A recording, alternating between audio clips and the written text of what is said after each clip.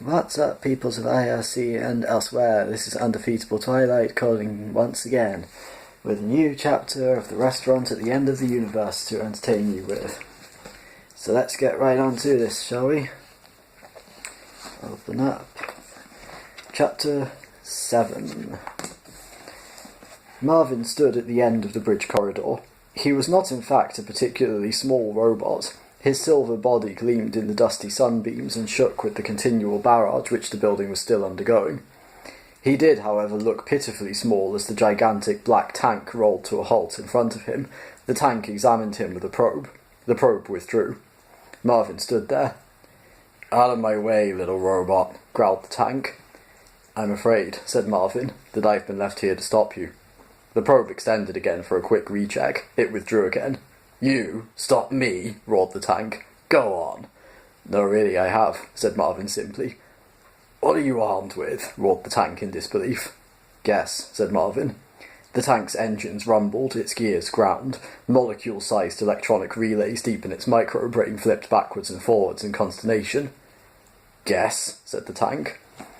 Zaphod and the as-yet unnamed man lurched up one corridor, down a second, and along a third. The building continued to rock and judder, and this puzzled Zaphod. If they wanted to blow the building up, why was it taking so long? With difficulty they reached one of a number of totally anonymous unmarked doors and heaved at it. With a sudden jolt it opened, and they fell inside. All this way, thought Zaphod, all this trouble, all this not lying on the beach having a wonderful time. Not nice. And for what? A single chair, a single desk, and a single dirty ashtray in an undecorated office. The desk, apart from a bit of dancing dust and a single revolutionary new form of paperclip, was empty. I think she wants to come to my lap, so I'm going to move the book to one side so she can come on if she wants. "Where," said Zaphod, "is Zarniwoop," feeling that his already tenuous grasp of the point of this whole exercise was beginning to slip. "He's on an intergalactic cruise," said the man. Zaphod tried to size the man up. Earnest type, he thought, not a barrel of laughs. He probably apportioned a fair whack of his time to running up and down heaving corridors, breaking down doors, and making cryptic remarks in empty offices. "Let me introduce myself," the man said. "My name is Rooster, and this is my towel." "Hello, Rooster," said Zaphod. "Hello, towel," he added as Rooster held out to him a rather nasty old flowery towel. Not knowing what to do with it, he shook it by the corner. Outside the window, one of the huge slug-like gunmetal green spaceships growled past. "Yes, go on," said Marvin to the huge battle machine. "You'll never guess." Said the machine, vibrating with unaccustomed thought.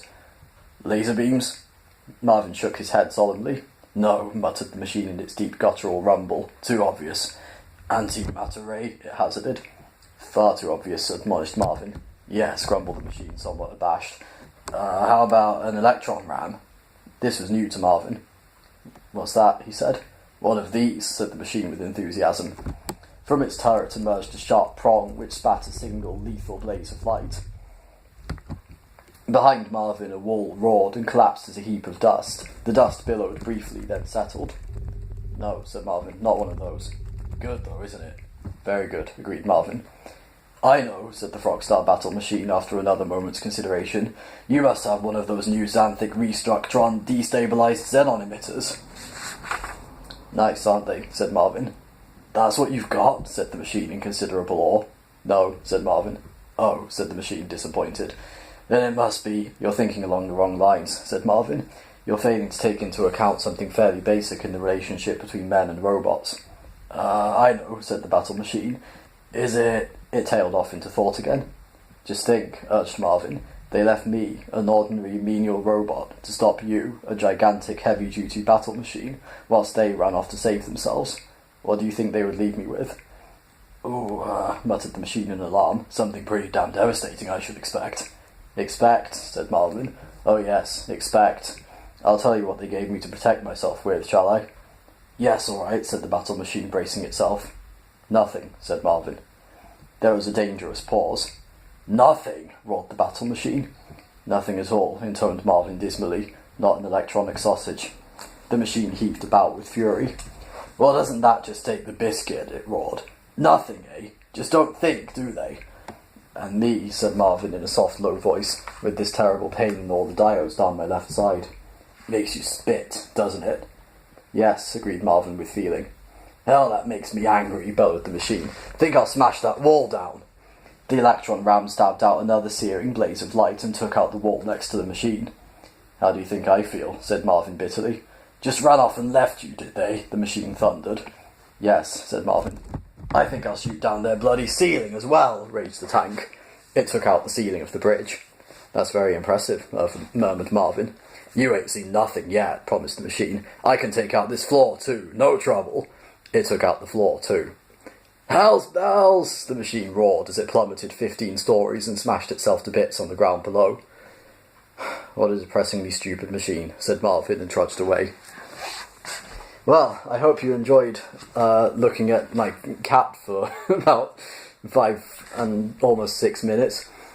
Yeah, she likes to come onto my laptop at the most inopportune times. Anyways, that's it for today, so thank you guys for watching. Remember to like, comment, share and subscribe, and follow me on Twitter if you like. I don't really use it much, but you can if you want. But until next week, take care, love and peace.